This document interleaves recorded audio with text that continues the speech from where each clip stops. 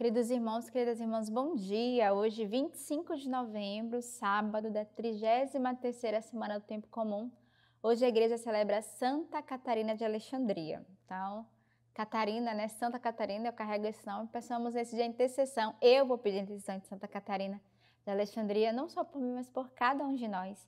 E hoje, sábado, também é um dia dedicado à Virgem Maria. Devemos voltar o nosso coração, pedir a ela a sua intercessão, pedir à Virgem Maria que nos cubra com o seu manto sagrado.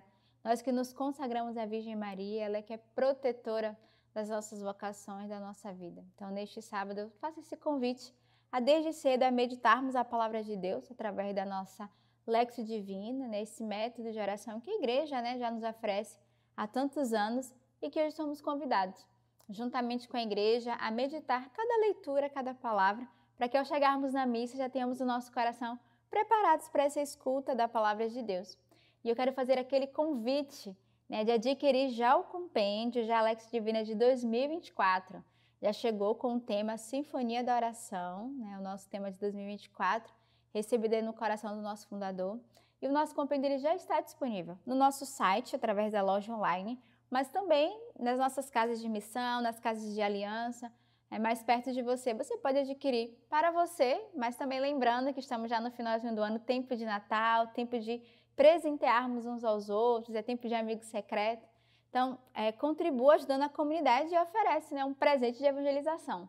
Mas você não sabe que presente dar, nada melhor do que a própria palavra de Deus, a meditação. E lembrando que no nosso compêndio, a cada mês tem uma meditação, preparada pelo nosso fundador. Então, que vai preparar ao longo do mês o nosso coração através das palavras. Então, você já pode adquirir, aproveitar nesse finalzinho de ano e já viver esse tempo de partilha, esse tempo de evangelização, o qual cada um de nós é convidado a viver. A primeira leitura de hoje ela é retirada do livro dos Macabeus. O rei Antíoco percorria as províncias do Planalto, quando ouviu dizer que havia na Pérsia uma cidade chamada Elimaida, famosa por suas riquezas, sua prata e seu ouro, e que seu templo era riquíssimo, dotado de véus, tecidos de ouro e de couraça, e armas aí deixadas por Alexandre, filho de Filipe, o rei macedônio, que por primeiro reinou sobre os gregos. Dirigiu-se então para lá, pretendendo ocupar a cidade para saqueá-la, mas não o conseguiu, porque os habitantes da cidade, tendo tomado conhecimento do seu intento, opuseram-se a ele de armas na mão. Obrigando-o a fugir, foi com grande mágoa que partiu de lá para voltar à Babilônia.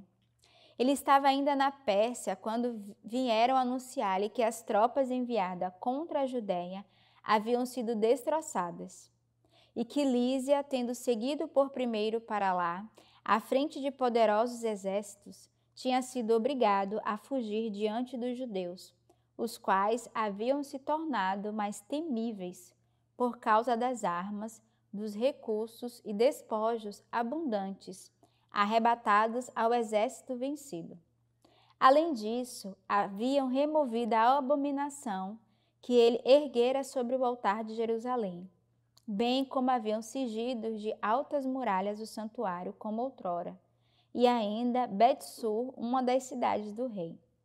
Ao ouvir tais notícias, o rei ficou aturdido e fortemente agitado.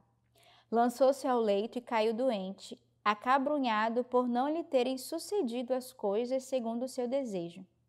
Permaneceu ali muitos dias, enquanto uma profunda tristeza se renovava continuamente nele. Chegou mesmo a pensar que estava a ponto de morrer. Chamou todos os seus amigos e disse-lhe: sumiu o sono dos meus olhos e meu coração está abatido pela inquietação. E disse a mim mesmo: a que grau de aflição me vejo, reduzido, e em que imenso vagalhão agora me debato. Eu que era tão bondoso e amado nos tempos do meu poder. Agora, porém, assalta-me a lembrança dos males que cometi em Jerusalém, quando me apoderei de todos os objetos de prata e ouro que lá se encontravam, e mandei exterminar os habitantes de Judá sem motivo. Reconheço agora que é por causa disso que estes males se abateram sobre mim. Vede com quanta amargura eu morro em terra estrangeira. A leitura de hoje é muito forte, porque a gente percebe o coração do rei que, por conta do poder, né, se sentia no direito de exterminar tudo. E como não foi bem sucedido, né, aquilo que ele planejava, e aqui ele planejava destruição, planejava abominações, profanar o templo, né, e se nós lembrarmos que a leitura de hoje, né, já falava dessa graça do povo que tinha vencido o exército, e por isso puderam dedicar, né, puderam purificar o altar. Então a leitura de hoje, o rei vai saber das notícias que nada do que ele planejava tinha dado certo, e aí o que acontece? A sua consciência pesa. E é interessante porque, se fôssemos olhar o que ele está vivendo nos tempos de hoje, a primeira coisa que a gente ia dizer é que ele somatizou no seu corpo a derrota. Porque logo vai dizer, assim que ele ouviu a notícia, ele ficou fortemente agitado, lançou-se ao leito e caiu doente. Então, diante do fracasso, adoeceu. Então, ou seja, ele não conseguiu gerir o seu fracasso, porque ele, como rei, acharia que tinha todo o poder. Então, o seu corpo reagiu logo, né? Houve uma somatização. Cai doente e ficou acabrunhado por não ter sucedido conforme o seu desejo. Ou seja, a sua tristeza da derrota foi tão grande que ele não conseguiu superar.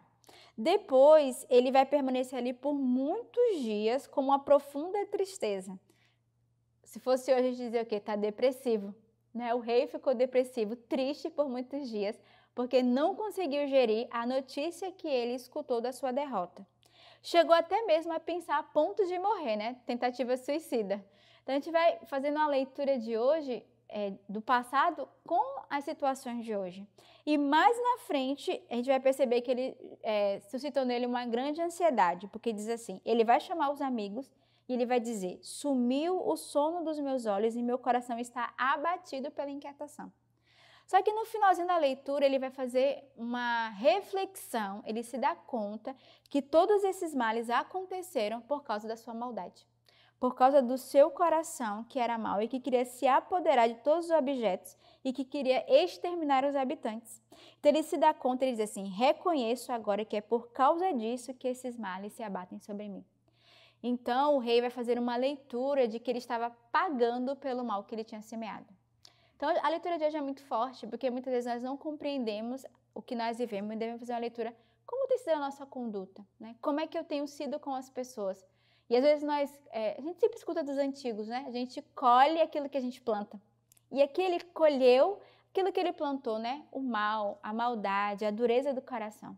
Então, que neste dia o Senhor nos dê uma graça de fazer reflexões da nossa conduta, da nossa história, da nossa forma de viver, para que de fato possamos não colher frutos maus, mas colher frutos de amor, de bondade, de caridade, de perdão e de misericórdia. O salmo de hoje é o Salmo 9. Eu te celebro, Senhor, de todo o coração. Clamo todas as tuas maravilhas, eu me alegro e exulto em ti, e toco o teu nome, ó Altíssimo. Meus inimigos voltam atrás, tropeçam e somem a tua presença. Ameaçastes as nações, destruiu o ímpio. Para todo o sempre apagastes o seu nome. Os povos caíram na cova que fizeram, no laço que ocultaram, prenderam o pé. Pois o indigente não será esquecido para sempre. A esperança dos pobres jamais se frustrará. Então o salmo de hoje é um salmo de confiança, de ver esse olhar do Senhor que vê o coração do pobre, do abatido e do fraco, mas também um convite à gratidão, né? Ele inicia dizendo, eu te celebro, Senhor, de todo o coração e proclamo as suas maravilhas. Então, somos convidados a proclamar as maravilhas do Senhor, a exultar de alegria, mas também a essa esperança e esse consolo de que Deus é aquele que nos dá a esperança de que o Senhor jamais abandonará o pobre, o fraco e o indigente. O evangelho de hoje é do evangelista São Lucas. Aproximando-se de Jesus, alguns dos saduceus, que negam existir ressurreição, interrogaram-no. Mestre, Moisés deixou-nos escrito, se alguém tiver um irmão casado e este morrer sem filho, tomará a viúva e suscitará descendência para seu irmão. Ora, havia 7 irmãos. O primeiro tomou mulher e morreu sem filhos. Também o segundo e depois o terceiro a tomaram. E assim os 7 morreram sem deixar filhos. Por fim, também a mulher morreu. Essa mulher na ressurreição, de qual deles vai se tornar mulher? Pois todos os 7 a tiveram por mulher. Jesus lhe respondeu: os filhos destes séculos casam-se e dão-se em casamento. Mas os que forem julgados dignos de ter parte no outro século e na ressurreição dos mortos, nem eles se casam, nem elas se dão em casamento, pois nem mesmo podem morrer. São semelhantes aos anjos e são filhos de Deus, sendo filhos da ressurreição. Ora, que os mortos ressuscitam, também Moisés o indicou na passagem da sarça, quando diz: o Senhor Deus de Abraão, Deus de Isaque e Deus de Jacó. Ora, ele não é Deus de mortos, mas sim de vivos. Todos, com efeito, vivem para ele. Tomando então a palavra, alguns escribas disseram-lhe: Mestre, falastes bem. E já ninguém ousava interrogá-lo sobre coisa alguma. Então, é uma passagem muito complexa e, ao mesmo tempo, várias abordagens, né, sobre a ressurreição. E eles vão trazer o exemplo dessa mulher que teve 7 maridos e, por fim, ela morreu. O Senhor que vai exortar dizendo, né? Ou seja, no céu seremos todos anjos. No céu não haverá quem se casou, quem é pai, quem é filho, mas seremos com certeza todos filhos de Deus, irmãos e irmãs. Então, o que nós devemos fazer aqui na terra é já preparar o nosso coração para a pátria celeste, preparar o nosso coração para o nosso encontro com o Senhor. E lá nós descobriremos, né, como seremos de verdade. Mas que já aqui na terra busquemos a santidade, a conversão dos nossos pecados e um coração de misericórdia. Então, neste sábado, um dia dedicado à Virgem Maria, que ela nos ajude a ter esse coração puro, voltado ao Senhor. Um coração que reconhece o amor, a misericórdia, que busca a cada dia estar mais perto do Senhor e, de fato, fazemos a reflexão de como temos vivido, né, como dizia a primeira leitura, para que possamos colher bons frutos da obra de Deus na vida de cada um de nós.